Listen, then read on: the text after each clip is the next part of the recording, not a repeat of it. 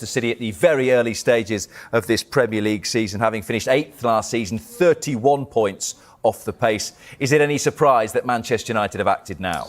Not at all. I think Erik Ten Hag has been a dead man walking for quite a long time. Everyone knows that Manchester United were talking to other managers in the summer. When they couldn't do a deal with another manager, they decided to stick with Erik Ten Hag and trigger the one-year extension in his contract. They backed him in the transfer market again in the summer, but results and performances simply haven't been good enough this season. I can give you a sort of insight into Manchester United's thinking.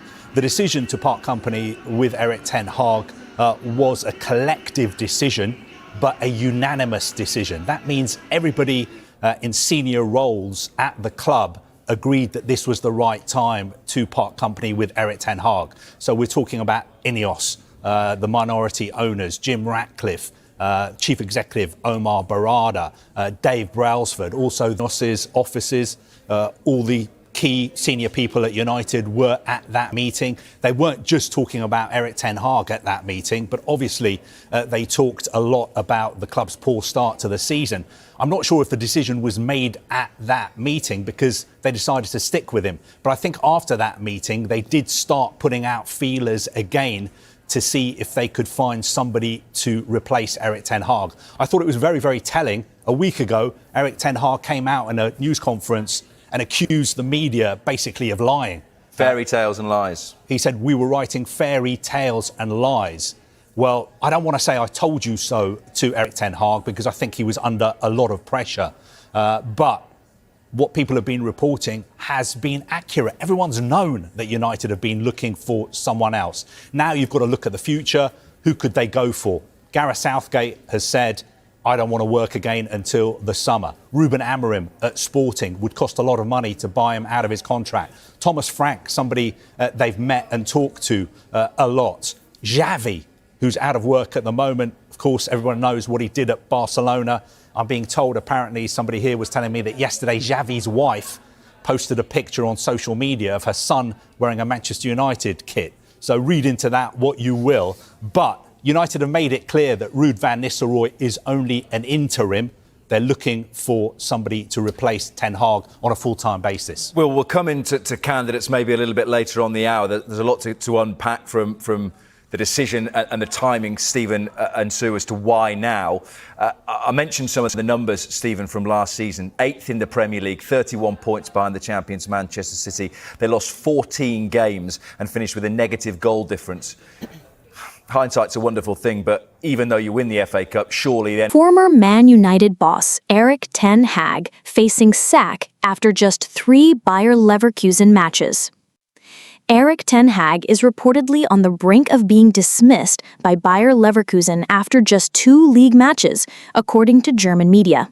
The Bundesliga giants had appointed former Manchester United manager Ten Hag as a replacement for Xabi Alonso ahead of the new season, but he has struggled to make an impact, with the 2024 champions yet to secure a league victory. Ten Hag's tenure began with a win over 4th-tier side Sonnenhof Großbach in the first round of the DFB Pokal.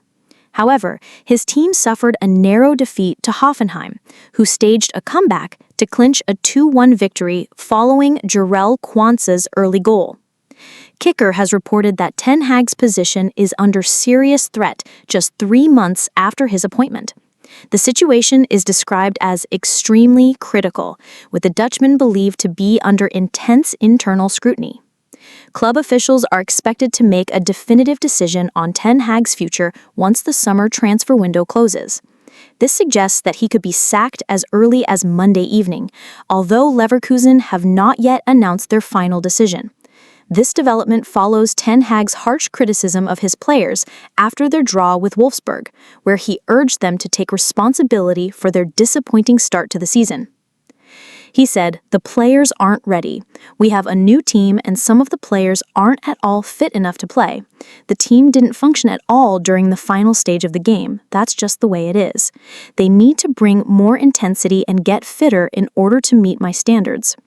After the international break, we face real competition and must perform as a team.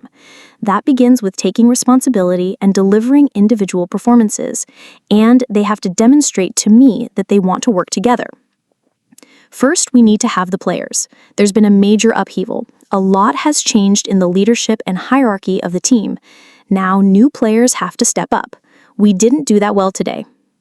Leverkusen skipper Robert Andrich also delivered some scathing remarks in his post-match chat, moaning about a shortage of team spirit and unity. He said this has nothing to do with unrest or player changes, seemingly contradicting Ten Hag, but rather with the team on the pitch. We have too many people preoccupied with other things. Erik Ten Hag sacked by Bayer Leverkusen, confirms Fabrizio Romano. Erik Ten Hag has been sacked as manager of Bayer Leverkusen just weeks into the Bundesliga season, Fabrizio Romano has confirmed. The Dutchman only took charge of Leverkusen earlier this summer after several months out of work following his sacking by Man Utd in late October 2024. However, Ten Hag has endured a disastrous start to life at Leverkusen, and Romano has now revealed that he has been handed his marching orders. Ten Hag has been informed and the official announcement is imminent. Ten Hag sacked. After a poor preseason, Leverkusen picked up just 1 point in their first 2 Bundesliga games. They drew 3-3 at Werder Bremen at the weekend, despite being 3-1 up against 10 men. Kicker reported on Sunday that Ten Hag was on the verge of being sacked by Leverkusen. Ten Hag had been under increasing pressure amidst reports of a rift between him and the club's management. Leverkusen and their managing director, Simon Rolfes, refused to publicly back the manager at the draw at the weekend. The view from German football expert Ronan Murphy. German football expert Ronan Murphy has summed up what a disaster Ten Hag had been at Leverkusen so far.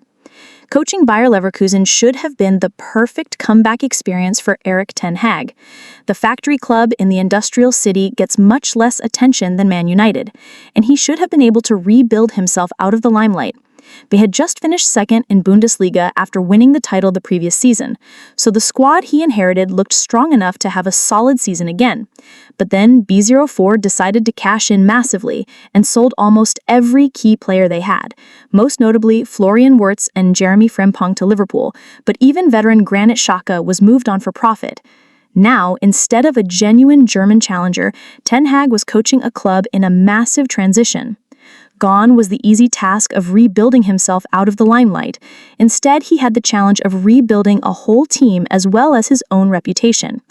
Preseason began poorly with an embarrassing 5-1 defeat to Flamengo's under-20 side, but wins over lower league teams from Germany gave some hope, as did a convincing 4-0 away cup win, albeit from a fourth-tier side. Then the real games began, and Leverkusen looked a shadow of their former selves, losing 2-1 at home to last season's hopeless Hoffenheim on the opening day. Rumors began to swirl that Ten Hag was running out of time, but surely he could help himself with a trip to Bremen to face a Werder team whose own captain was slating their lack of activity on the market and predicting a long season. Patrick Schick gave Leverkusen the perfect start after 5 minutes. New signing Malik Tillman doubled their lead, meaning a Romano Schmid penalty looked to be a mere consolation, as Ten Hag headed for his first win as a Bundesliga head coach. When Leverkusen scored a penalty and Bremen had a player sent off just after the hour mark, 3 points looked a certainty. Then things fell apart. Again. Bremen somehow scored twice in the last 15 minutes to earn a point despite playing with 10 men, and the writing on the wall got much larger for Ten Hag.